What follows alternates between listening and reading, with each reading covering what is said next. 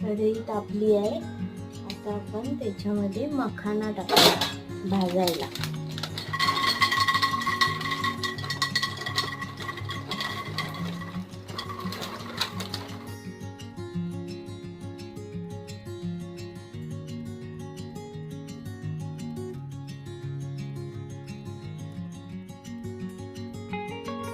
असा फुटला की समजायचे की ते भाजले.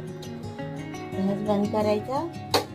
आता घ्यायचं घी, थोडीशी कसुरी मेथी, कोकणी मालवणी मसाला टाकायचा, मीठ, मग टाकायचा मॅगी मसाला, मिक्स करून घ्यायचा. मखाना ऍड करायचा. हे बारीक गॅसवरच करायचं, त्याने करून मखाना करपू नये. हे मॅगी मसालावाले मखाना.